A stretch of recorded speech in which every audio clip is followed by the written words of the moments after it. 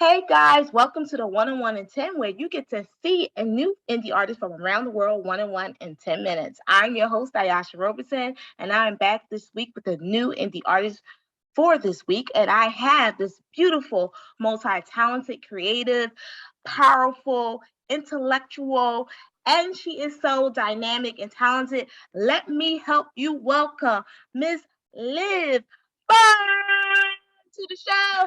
Hey, girl, what's up? Yay! Hi. Thank you so much for having me on Thank the you. show. You're welcome, and thank you so much for being on the show. It's an honor and a pleasure.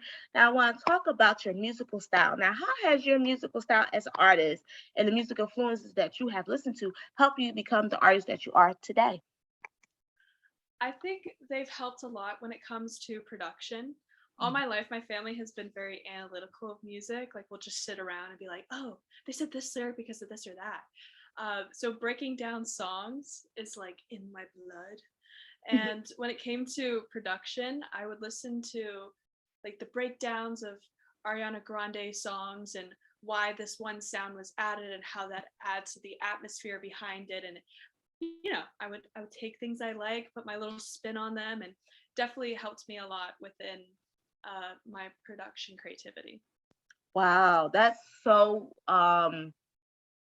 unique and so creative how you were able to pull from certain things and how that was able to mold you into the person that you are. Because a lot of times with indie artists that I find, or artists in general, they tend to mimic other people instead of really pulling from those inspirations as well. And you can definitely hear it in your music and your music caliber as well in your style. Now, how did you actually become this songwriter? What led you into becoming this definitely this very intellectual and very mature songwriter? I would mind you say as well. Ooh, How did you thank you. become that way? What has helped you to evolve? Well, my songwriting start story is anything but mature.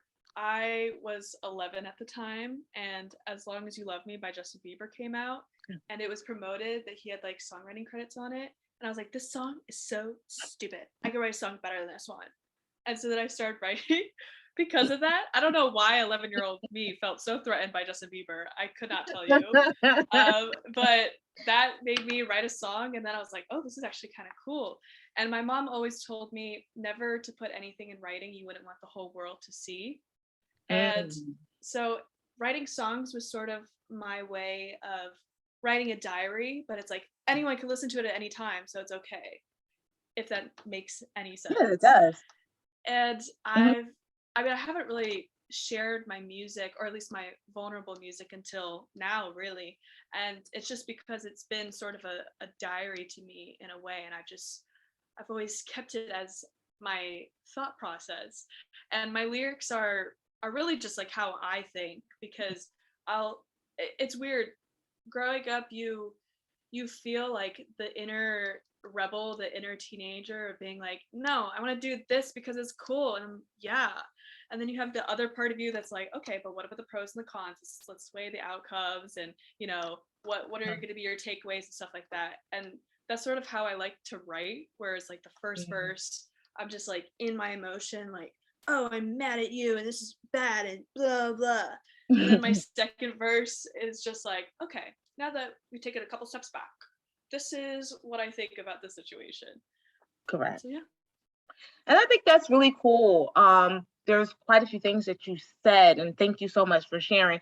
I think as an artist, it's sometimes hard for us to really put that vulnerable music out there because it's something that's very dear and very passionate to us. And we want to make sure people are able to receive it, and really accept it as well, because sometimes when the music is not where the culture of mainstream music is, and your music maybe on the other hand, people tend to like say, I mean, history has shown people like, that's corny, that's so and so. And then it may gravitate to another region of the states. It may gravitate to people like in California and the Midwest, and they like, or in Europe as well. So it's great that you were able to produce music and create music that was from your heart, and that was and it actually resonates with so many people. So many people are going through so many things, and you never know who's going through what you're going through, because a lot of times we think as artists that we're the only person going through that, and there's so many people that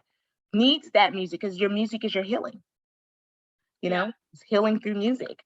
And I love the fact that your mom was able to let you know, just not put anything out there, making sure that whatever you put out there is something that you want to put out there, and that's all a part of your brand, and how you're going to be able to really become this. And I believe you're going to become, you already are a superstar, but this great superstar. And it's really going to be able to, people are going to be able to look back at, you're in your 20s, you versus when you are in your 40s, and see how you have really elevated yourself, and you have a lot of wisdom as well, in your Thank you. music as well. It's not like you're just writing something just to write it and just putting it out there. And I think that's also what you tend to see with people. Artists, they just put anything just out, instead of um really having something that's going to really resonate with themselves and with the others. And I think you got that already, which is a great thing. Thank In you. regards to your new songs, now I want to talk a little bit about your older songs. I'm sorry, but then we'll talk about a little bit about your newer songs. Now, I know the song "Company."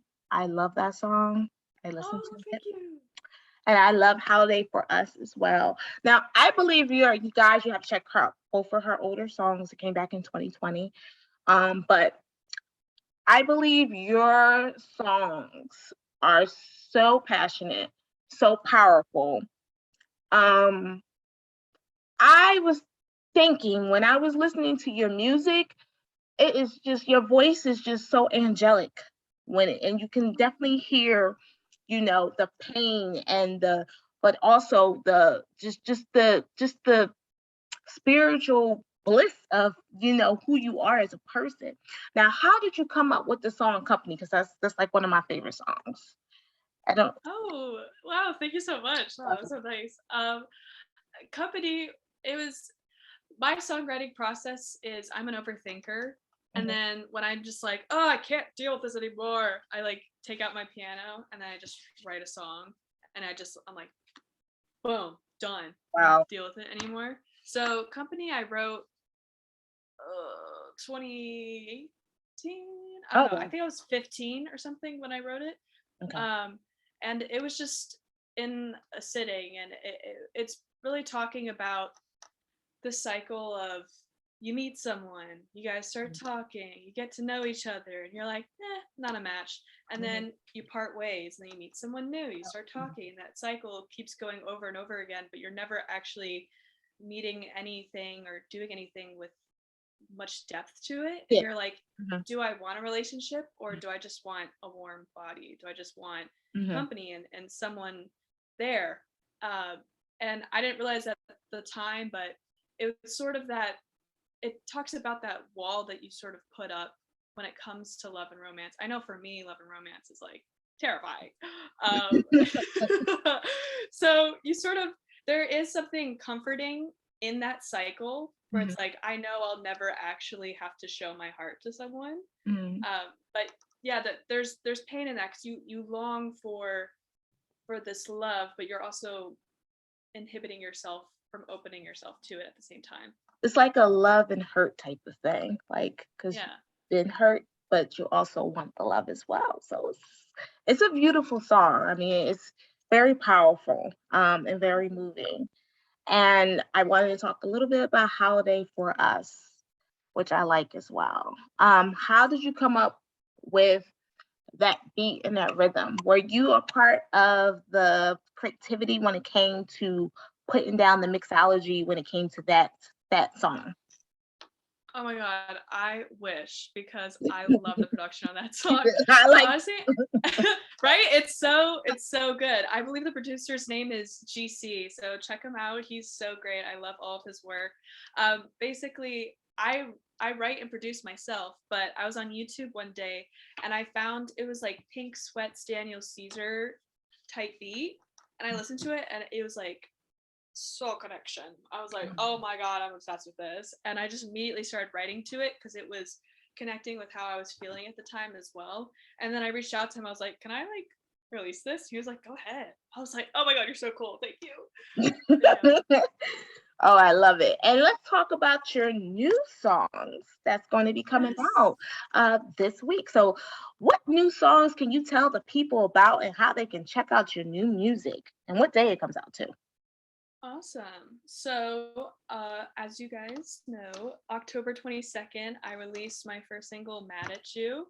But on November 19th, I'm releasing my new single, I Love Olivia. And it has like the little digital heart thing. Oh, Yeah, it's fun. I got I got to definitely check it out. So, I Love Olivia on November 19th, and Yes. then your single comes out on November 20th, correct?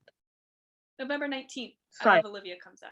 I Love Olivia comes out. And you said your album comes out what day? I'm sorry. It's in November. I haven't announced my Yeah. album Oh, yet. okay. Sorry. She hasn't announced her album yet, but guys, you got to make sure you check out her new single that's coming out November 19th. And also, Liv, let the people know how they can contact you, how they can get you to come to an upcoming performance, or you can come or be booked for a gig. Oh, well, I am on all social media platforms as I am Liv Byrne, and then I'm Liv Byrne on all streaming platforms.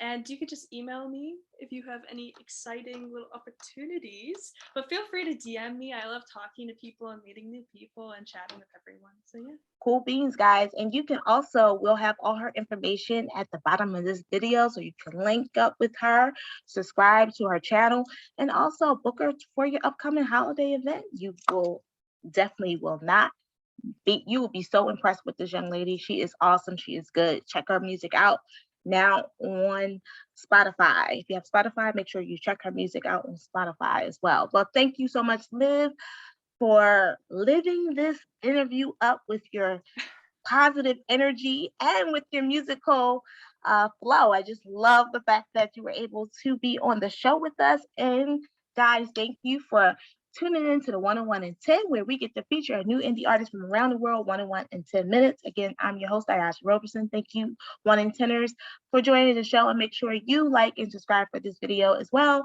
And go to www.urbansocializenj.com for all the videos for the 101 in 10. I look forward to seeing you guys next week. Have a good day. Take care. Bye.